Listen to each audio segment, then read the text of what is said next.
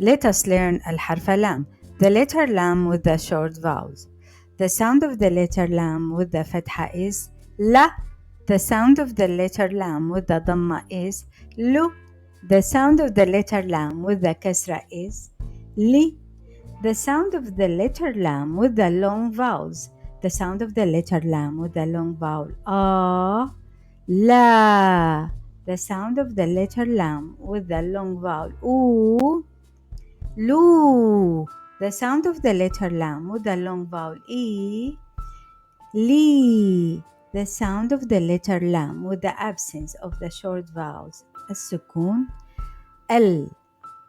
The letter lam changes shape depending on its position in a word. Let's see some example of the words. The word laymoon starts with the letter lam and it means a lemon. The word lahm starts with the letter lam and it means meat.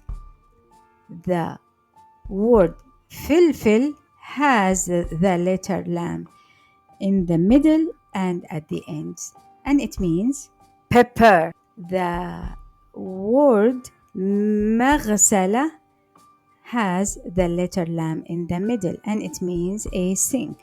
The word layl ends with the letter lam and starts with the letter lam and it means night. The word jamal ends with the letter lam and it means a camel.